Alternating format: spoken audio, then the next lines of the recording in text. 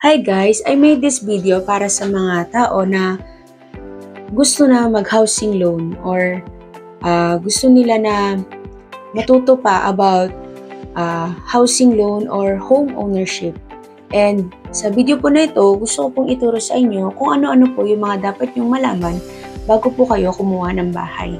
First po, dapat po kayo ay member ni Pag-ibig. At least 24 months na payment or contribution kay Pag-ibig. And kung may question naman po kayo, ma'am, paano po kung 1 year pa lang po ako sa work?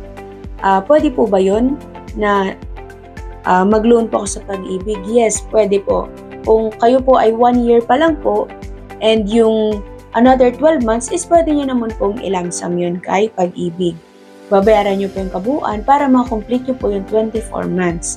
And kapag na-complete nyo naman po yung 24 months, pwede na po kayo mag-proceed sa inyong housing loan. And halimbawa, yung question mo, ma'am, paano po kung putol-putol po kasi palipat-lipat po ako ng company? Pwede po natin yun ipo-consolidate kay Pag-ibig para makita po natin kung umabot po kayo ng 24 months and kung hindi pa po kayo umabot, kung kulang po, pwede pa rin po natin yung ilamsam. And pwede na po natin i-activate ulit ang inyong Pag-ibig member. And number 2 naman po, dapat kayo po ay employed, syempre. And regular na po kayo sa inyong work. Kayo man po ay locally employed, OFW, seaman, or land-based. And kung kayo po ay may business naman po, ayun din po. And syempre, once po na tayo mag-housing loans, kailangan po meron tayo may ma-submit na mga requirements kay Pag-ibig, kay developer. Once na mag-housing loan na po tayo. So, kailangan po natin ng work dahil yun po yung magiging basis ng Pag-ibig para po tayo makaloan sa kanila. And yung pangatlo po, at least 18 years old and not more than 65 years old at the date of loan application. And is not more than 70 years old at the date of loan maturity. Ano pong ibig sabihin nun? Halimbawa po, si borrower is 35 years old na and yung maximum payment term ni Pag-ibig is 30 years.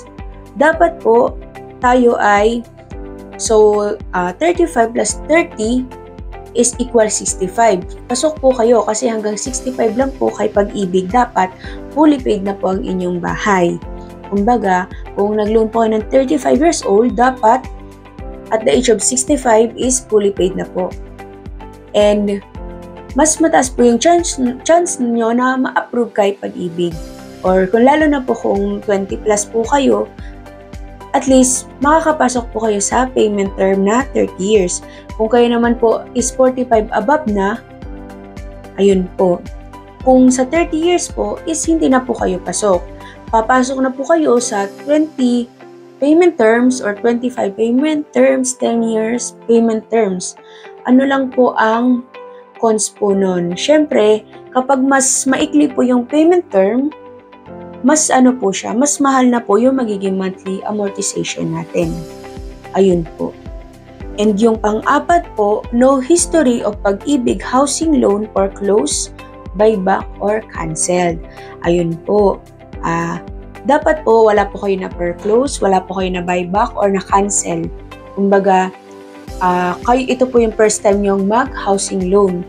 Or inaalaw naman po ni Pag-ibig yung multiple housing loan as long as kayo po ay updated sa payment and maipapakita po kayo sa kanila na requirements na you are capable po na magdagdag ng inyong another loan.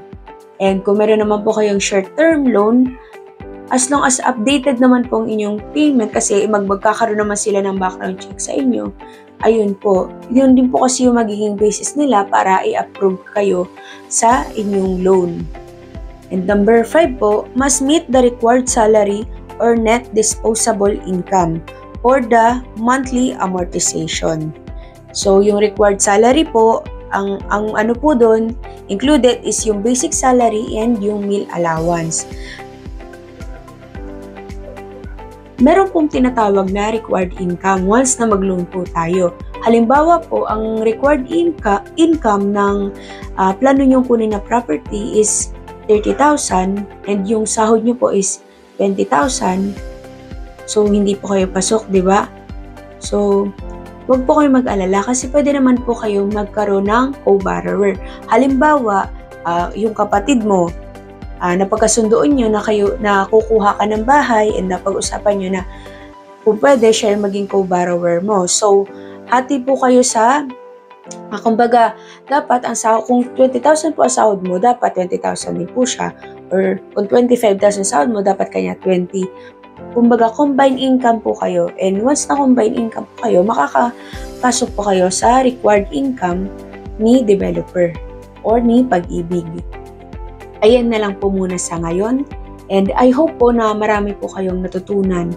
And kung meron pa po kayong question, mag-comment lang po kayo. And itatry ko po yan sagutin sa aking next vlog. And kung kayo po ay interested na magkaroon ng sariling property, i-PM nyo lang po ako or i-message nyo lang po ako sa iiwan ko pong number dyan. Anyway, I am Angela, property salesperson at Human Shelter Realty Corporation. And kung kayo po ay interested na mag-housing loan or magkaroon ng property, pwede nyo po akong i-PM sa number po na ipa-flash ko dyan sa screen. And excited po ako na matulungan kayo and magkaroon po kayo ng sariling tahanan. Maraming salamat po and God bless po.